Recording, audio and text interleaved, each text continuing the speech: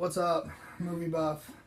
I was telling her, sometimes you see a movie and you're not all that thrilled about it, but I mean, I still like reviewing movies. I mean, if I can save you guys 2 hours and 20 minutes, and or not just seeing, a red box rental. Yeah, we're talking about the bad times at the El Royale. I was pretty pumped up to see this one. I had watched a few reviews about it. It's got a 71 on Rotten Tomatoes, 75 score as far as audience. It just wasn't for me. It just wasn't for me. Drew Goddard directed it. It had a bunch of people: Chris Hemsworth, Jeff Bridges, Dakota Johnson. Who else was there? It's a lot of memorable faces. And John Hamm. John Hamm from Mad Men.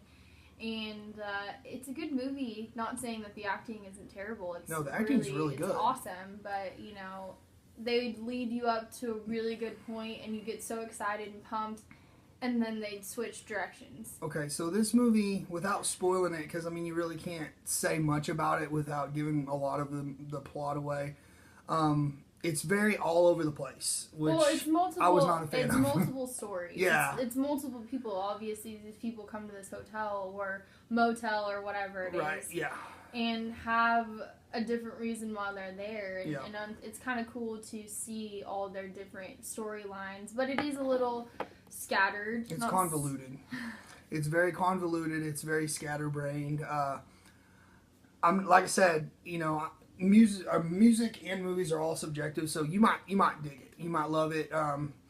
The acting is very good. Not saying nothing about that. Not saying nothing about how it was shot. I thought it was really cinematic. I just found myself almost snoozing a couple of times, and it's a long 2 hours and 20 movie. minutes, man, and it's such a slow burn. It's almost a simmer in the beginning to where you're like, okay, let's figure something out, okay?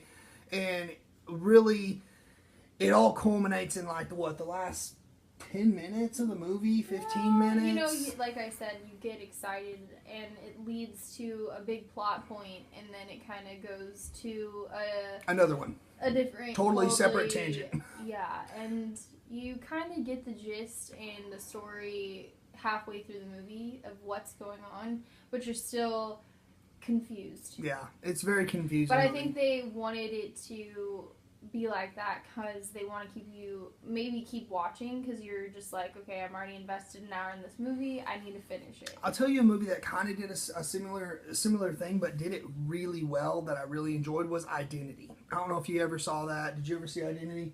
About the serial killer, and they're all in this little, it's like kind of like a motel area or whatever. Did you ever see that movie, Identity?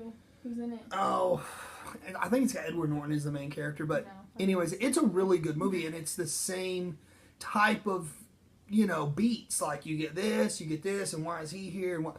But it did it way better. There's another movie that's like that. Yeah. It takes place in a hotel. Yeah. That kind of has different stories. There's several, and they all work, and that's why I was kind of like unpumped when I got out of this movie. It just doesn't leave you with that. There's no water cooler moments to where you're like, oh my gosh, I can't believe that. It's just kind of like, man, that was 2 hours and 20 minutes.